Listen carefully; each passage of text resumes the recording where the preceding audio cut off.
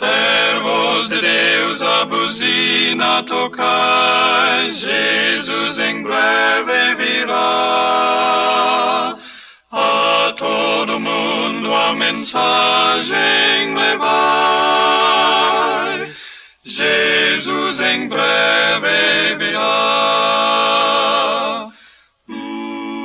Apresentamos o programa da Voz da Profecia, uma mensagem de fé e esperança que anuncia a volta do Senhor.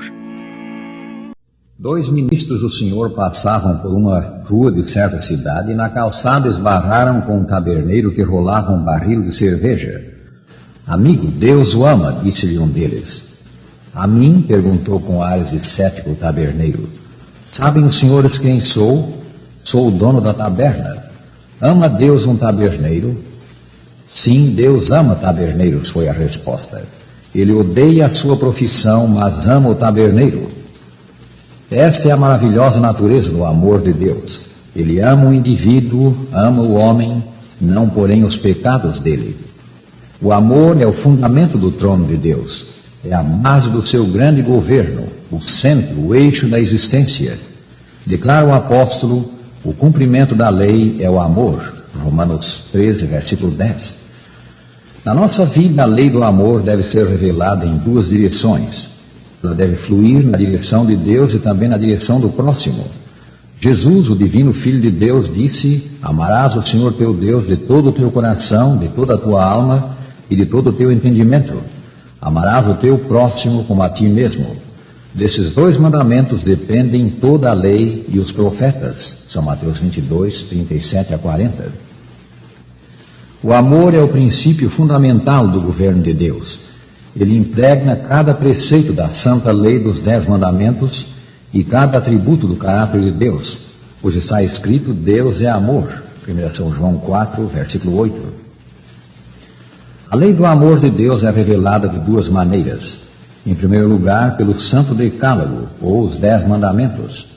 Essa é a lei do amor de Deus em forma escrita, aplicada aos vários problemas da vida. Achamos-la no capítulo 20 de Êxodo. Esta lei foi escrita em tábuas de pedra pelo próprio dedo de Deus e será escrita pelo seu Espírito no coração de todos quantos se submetem ao divino amor. A segunda e mais gloriosa manifestação do amor de Deus foi a vida e a pessoa do Senhor Jesus Cristo, que veio ao mundo para viver os santos princípios contidos nos 10 mandamentos. Jesus era a lei santa e espiritual vivida, não só perante o mundo, mas no mundo. A Escritura diz que a transgressão da lei é pecado. 1 São João 3, versículo 4. Diz também que todos pecaram e carecem da glória de Deus. A glória de Deus é a sua santa justiça. E uma vez que todos somos pecadores, não há ninguém que em sua condição não regenerada, naturalmente obedeça aos mandamentos de Deus. Não há cristão que seja cristão por natureza. Portanto, segue-se irrefutavelmente isto: a não ser que Deus proveja remédio para o pecado, ou que lave as manchas do pecado e dê poder ao pecador para viver nova vida, não há, jamais houve desde a queda de Adão e nunca haverá homem ou mulher reto e justo sobre a face da terra. Se Deus provê um remédio para o pecado, segue-se que só os que se servem desse remédio podem possuir um caráter justo.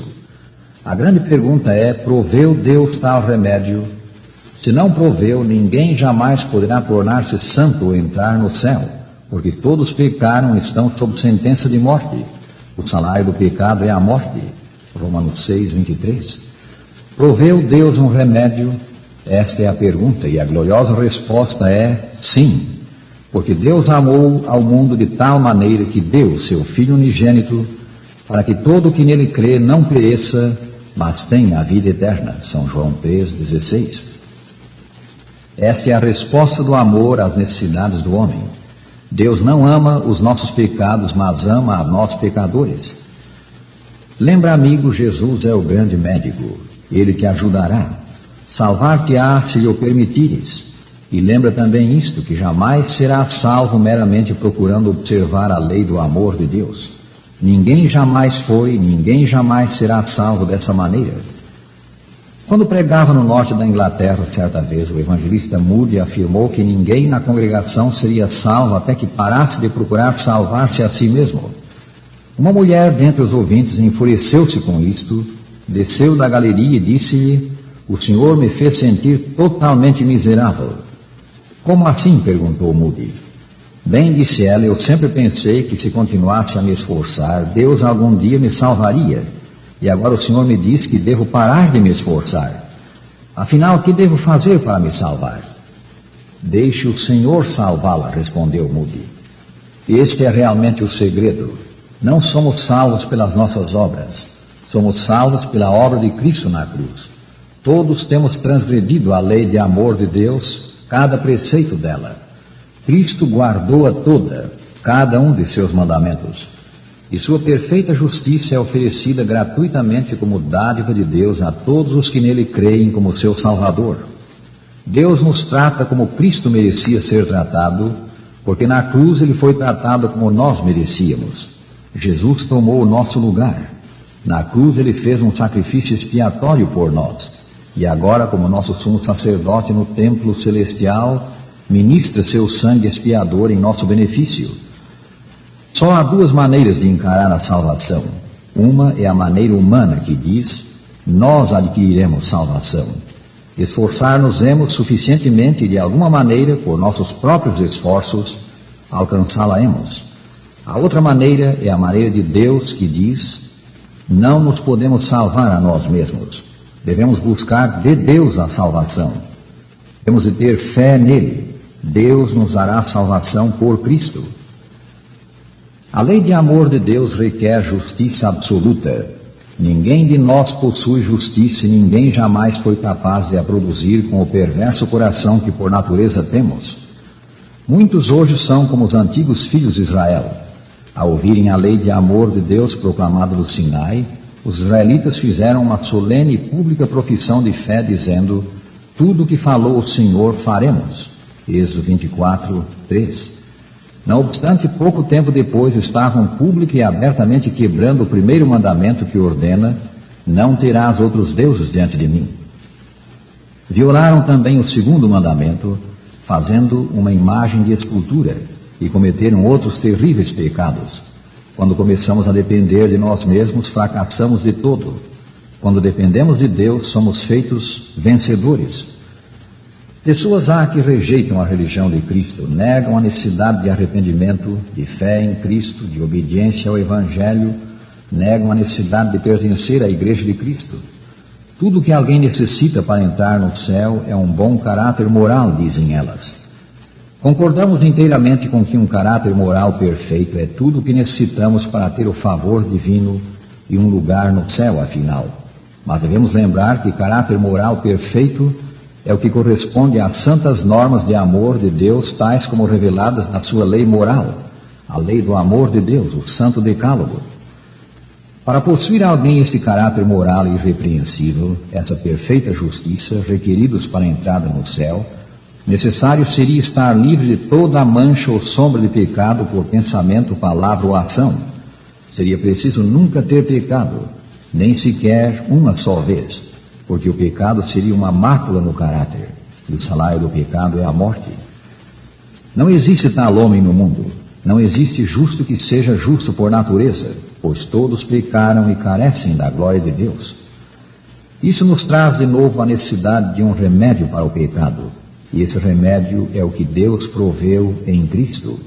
O fato é que fora de Cristo não há moralidade perfeita para pecadores caídos. Alegra-nos poder dizer que toda pessoa moral, no sentido bíblico, será salva e irá para o céu, mas cada uma será membro da invisível Igreja de Cristo. Em outras palavras, será um cristão. Somos devedores a Cristo por qualquer medida que possuamos de justiça ou moralidade. Essas coisas são um dom de Deus a nós concedido em Cristo. Se Deus proveu salvação para cada ser humano que deseje e aceite, é evidente que nos deve considerar de alto valor. Aos olhos de Deus, o valor de um homem é determinado pelo que o céu fez para o salvar. Deus enviou seu próprio Filho da glória celeste a este mundo para tomar a natureza humana, para viver como homem, para morrer por nós sobre a cruz. Isso revela o valor que Deus dá ao homem. O homem é de alto valor aos olhos do céu, porque pela redenção que Cristo efetuou em favor dos que violaram a lei do amor de Deus, pode ele vir a ser novamente semelhante a Deus. Ele pode ser transformado, pode tornar-se semelhante a Deus no caráter. Quando Jesus morreu por nós, pôs novo valor sobre o homem. Como consequência, é-nos dado mais uma vez alcançar elevados níveis espirituais.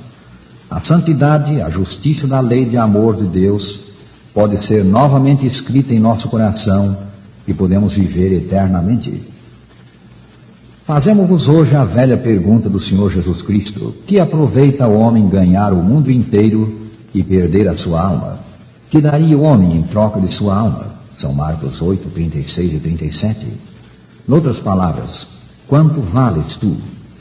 Se queres saber quanto vales aos olhos de Deus, rádio ouvinte, quem quer que sejas, qualquer que seja a tua condição, olha de novo a Jesus morrendo por ti sobre a cruz, o santo quadro da lei de amor do nosso Deus.